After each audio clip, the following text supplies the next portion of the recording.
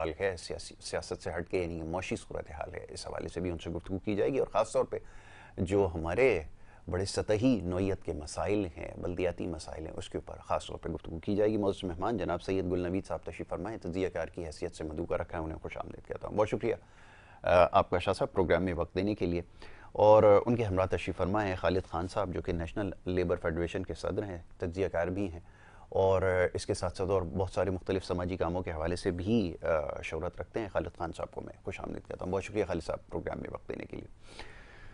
جناب شاہ صاحب، اب صورتحال کا میں نے جس کا تذکرہ کیا، چاہوں گا ذرا اس پہ اگر کچھ کہنا چاہیں۔ آپ کی مسکراہٹ بتا رہی ہے یقیناً آپ بھی یہ سب کچھ جو کچھ دیکھ رہے ہیں اس کے اوپر ضرور کچھ نہ کچھ کہنا چاہیں گے، اپنے خیالات کا میں چاہوں گا ذرا اظہار کیجیے، فرمائیے گا۔ سب سے پہلے تو میں آپ کا شکریہ ادا کرتا ہوں، آپ کے چینل کے مالکان کا اور آپ کی ٹیم کا، کہ جس طرح کراچی بالخصوص پاکستان کے جس طرح کے حالات چل رہے ہیں اس کے اوپر ہر تکلیف آنے سے پہلے آپ کی طرف سے نشاندہی کرنا، تو اس بات کے لیے پوری قوم کی طرف سے آپ کا خراج تحسین، کیونکہ آپ عوامی نمائندوں جو بات کرنی چاہیے وہ آپ لوگ کر رہے ہیں اور نشاندہی کر رہے ہیں، تو بڑی خوشی ہوتی ہے مجھے۔ اور میرے خیال سے جس طرح آپ نے ابھی پروگرام شروع کیا اور تمام باتیں جو ڈسکس کری اور جو بتائی عوام کے لیے، تو یہ ابھی تک کسی سیاستدان نے اتنی تفصیلاً کوئی گفتگو نہیں کری، تو مجھے بڑی خوشی ہوتی ہے میرے بھائی، اور اللہ تعالیٰ آپ کو صحت اور زندگی دے۔ اچھا یاسر بھائی دیکھیں، یہ قدرتی آفات آتی ہیں، مانتے ہیں ہم مسلمان ہیں، ساری چیزیں ہوتی ہیں، اس طرح دنیا بھر میں ہوتی ہیں، لیکن ایک غلطی کو مسلسل آپ 70 سال تک کرتے رہیں تو وہ غلطی نہیں، وہ مستی کہلاتی ہے۔ بہت اچھی بات کیا۔ اچھا دنیا میں کہیں بھی کچھ ہوتا ہے نا، تو آپ دیکھیں دو چیزیں بڑی حرکت میں آتی ہیں۔ ایک محاورہ آج کل بڑا چل رہا ہے، وہ آپ دیکھیں گے سوشل میڈیا پہ، تو امریکہ کا وہ جنگی بھیڑا جو ہے وہ دنیا بھر میں حرکت میں آ جاتا ہے کسی بھی معاملے میں، اور پاکستان میں چندے کا ڈبہ، وہ پوری پہلے تو ملک کے اندر گھومتا ہے، پھر اس کے بعد وہ بین الاقوامی گھومتا ہے، تو اس سے پاکستان کی جو عزت اور وقار ہے پاکستانیوں کا وہ مجروح ہوتا ہے، اور اتنا مجروح انہوں نے کر دیا ہے کہ ان کو کیا میں کہوں کم بختوں کو، کہ ان کو احساس بھی نہیں ہے کہ یار ہم کیا کر رہے ہیں۔ اچھا کل میرے پاس اطلاع ہے کہ شاید انڈیا نے کوئی پانی وغیرہ چھوڑا، اس سے کافی نقصان ہوا، تو انڈیا نے وہی اپنی حرکتیں شروع کر دی ہیں جو وہ کرتا ہے، کفار والی ظلم کرنا۔ اچھا وہ انڈیا والے اس طرح کے لوگ، اس طرح کا مائنڈ سیٹ مودی جو بیٹھا ہے انڈیا کے اندر، کہ یہ بس سوچتے ہیں کہ کسی طریقے سے پاکستان کو نقصان ہو، پاکستانیوں کو نقصان ہو، جو مسلمان ہیں ان کو نقصان ہو، تو لیکن اللہ تو ہے، اچھا بیوقوفوں کا ساتھ اللہ زیادہ دیتا ہے، تو اللہ تعالیٰ کی مدد ہے پاکستان کے اندر، کیونکہ کلمے کے نام پہ بنا، اور تا قیامت انشاءاللہ جب تک یہ کلمہ ہے اور یہ ملک قائم و دائم رہے گا، کوئی کچھ بھی کر لے کرتا رہے۔ اچھا اس کے ساتھ ساتھ آپ دیکھیں، چلے یہ انڈیا نے کیا، یہ بارشیں تیز ہوئی، کراچی میں تو کوئی تیز بارشیں نہیں ہوئی۔ اگر آپ کہیں کہ کراچی میں کوئی 500 اسکیل کی کلاؤڈ بسٹ ہو گیا، کچھ اس طرح نہیں ہے۔ اچھا کراچی کے اندر کوئی نہری نظام بھی نہیں ہے آپ کا، کراچی میں ایک جھیل سے اور ایک ڈیم سے پانی آتا ہے۔ اب آپ یہ سوچیں کہ کراچی کے اندر پینے کا پانی نہیں ہے، گھروں کے اندر آپ اکثریت دیکھیں کہ ٹینکر لوگ ڈلوا رہے ہیں، پینے کا پانی نہیں ہے، لیکن جو برسات کا جو پانی آیا ہوا ہے، نالے کا جو پانی ہے، وہ گھروں کے اندر داخل ہے۔ اب تک وہ بارشیں ختم ہو گئی ہیں، 4-5 دن گزر چکے ہیں، ہفتہ ہونے والا ہے، لیکن وہ پانی نہیں نکل رہا، لوگوں کی دکانیں آج بھی بند ہیں، آج بھی گھروں کے اندر پانی ہے۔ اب اس کی وجہ کیا ہے؟ اچھا سارے بندے یہ باتیں کرتے ہیں یاسر بھائی، لیکن وجہ نہیں بتاتے، اس کا حل نہیں بتاتے۔ حل اور وجہ یہ ہے کہ کراچی ہم نے اس طرح اوپر کی طرف پھیلایا، اس طرح نہ پھیلایا شہر کو۔ بالکل ٹھیک ہے۔ اچھا وہ جو ہماری آبادی تھی کہ 60 گز کا مکان ہے، 120 گز کا مکان ہے، 80 گز کا مکان ہے، وہ ایک فیملی کے لیے 4 لوگ 6 لوگ 8 لوگ اس میں رہتے ہیں۔ اب ہم نے پورے کراچی کے اندر پوشن بنا کے رکھ دیے، فلیٹ بنا کے رکھ دیے، جو رہائشی علاقے تھے ان کو کمرشل کر دیا، کمرشل کر کے ان پہ پوشن بنا دیے۔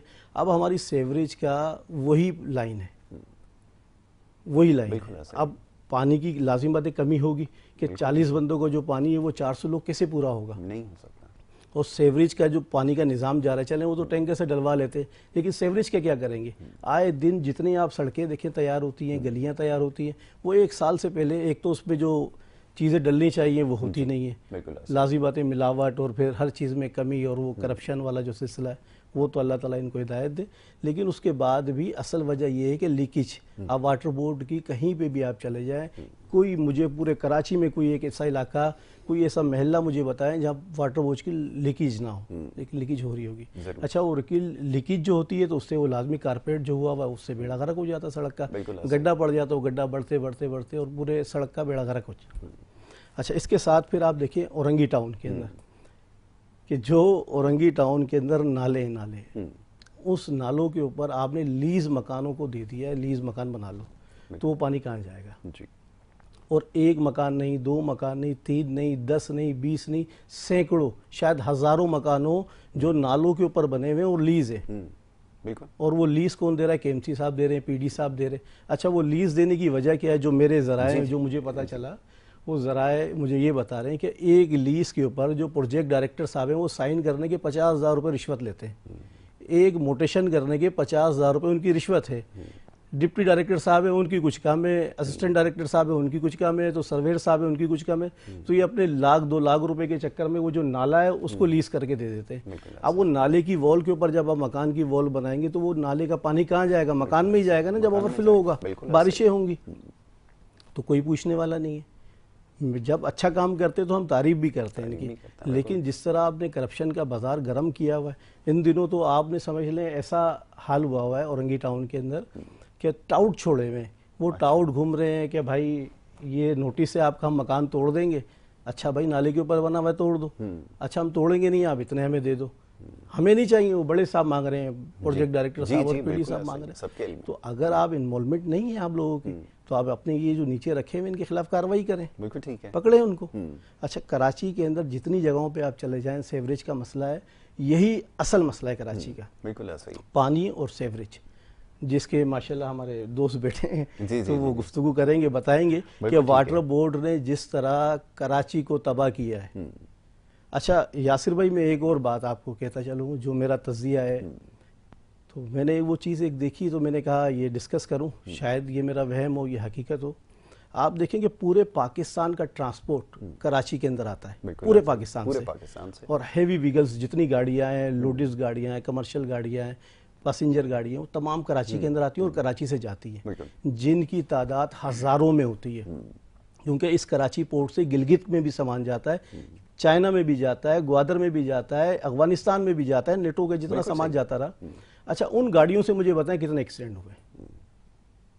آپ مجھے بسوں سے بتائیں، ٹرالوں سے مجھے بتائیں. ایکسیڈنٹ کی تعداد 1% بھی نہیں ہے یاسر بھائی مرنے والوں کی.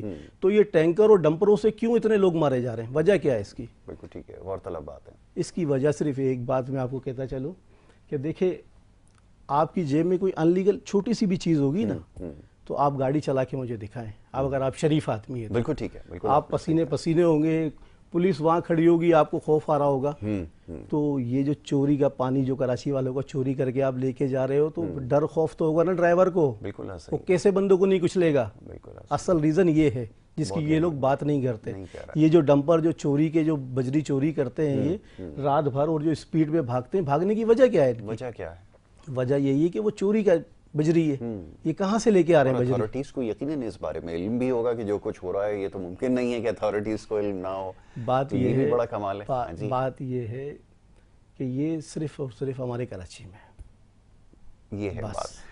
بڑی غورطلب بات ہے کہ واقعتاً اور بھی بڑے بڑے کراچی شہر کے اندر جو نہیں رہتے ان کے علم میں شاید نہ ہو، جو کراچی سے باہر ہیں، مگر یہ بات جیسا بھی شاہ صاحب فرما رہے تھے بالکل ایسا ہی ہے. بڑے بڑے ٹرک ٹرالرز یہاں سے جاتے ہیں، دوسرے شہروں میں جاتے ہیں، پاکستان کے ہر شہر میں جاتے ہیں، دیگر ممالک میں بھی یہاں سے جاتے ہیں، مگر وہاں پہ کبھی اس طرح کے واقعات نہیں ہوئے کہ